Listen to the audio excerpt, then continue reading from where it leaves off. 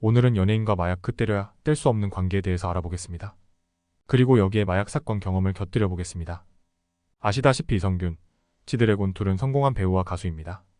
최근 배우 이성균, 가수 지드래곤의 마약 투약 의혹과 관련해 마약을 공급한 의사가 경찰에 입건됐습니다.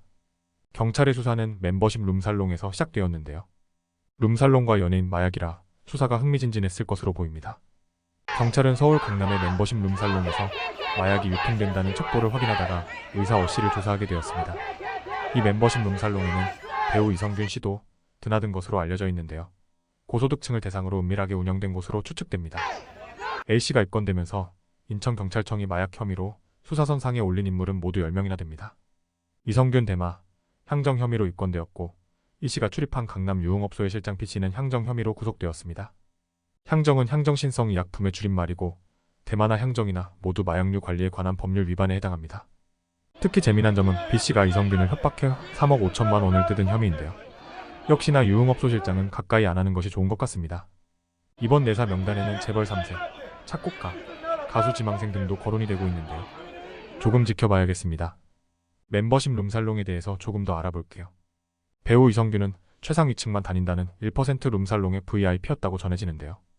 앞서 이성균의 단골 술집으로 지목된 서울 강남구 역삼동 소재 지업소는 일부 언론을 통해 템프로 유흥업소로 알려진 적이 있으나 사실 이곳은 멤버십 회원제로 운영되는 멤버십 룸살롱으로 일반인들은 출입조차 힘든 1% 업소로 분류되는 곳입니다. 이런 곳은 유명 운동선수, 연예인, 재계 고위층 인사들이 주고객입니다. 지업소를 비롯한 1% 업소는 34인 기준 술상값이 800만 1000만 원 수준이고 여종업원이 가져가는 돈도 200만 원에 달하는 것으로 알려져 있는데요. 여종업원 중에는 모델이나 가수 출신, 연예인 지망생들도 상당수 있는 것으로 전해집니다. 이성균은 지인의 소개로 구속된 여자 실장과 친해져 단골이 되었고 실장의 서울 자택에서 대마 등을 수차례 투약하는 범죄까지 저지른 것으로 알려져 있습니다. 첩보를 입수한 인천경찰청 마약범죄수사계는 여 실장의 자택을 압수수색해 이성균의 혐의를 포착한 것으로 전해졌습니다.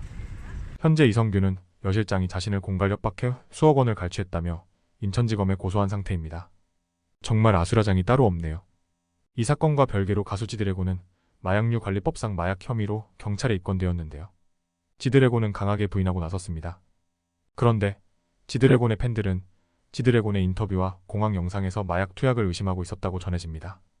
관련 동영상을 보면 비전문가인 제가 보기에도 마약이 심각하게 의심이 되긴 합니다.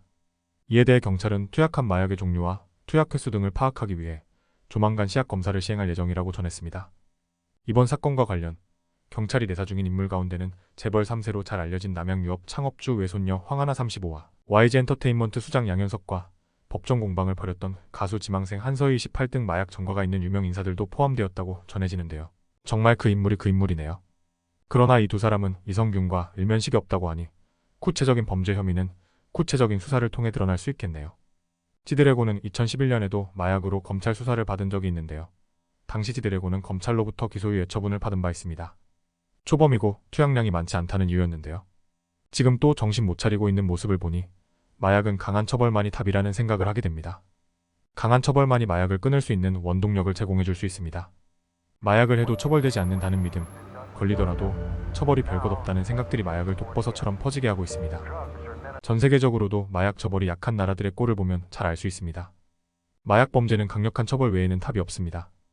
쉽게 돈을 벌고 쉽게 돈을 쓰는 연예인과 같은 무리들에게는 마약이 일상이 되어 가고 있습니다. 골든타임이 지나가고 있는 것일까요? 오늘은 여기까지입니다. 오늘 이야기가 도움이 되셨다면 좋아요, 구독, 댓글 부탁드립니다. 여러분이 컴퓨터, 법, 스타트업에 대해서 올바른 지식과 생각을 쌓아갈 수 있도록 돕고 싶은 컨벤스였습니다.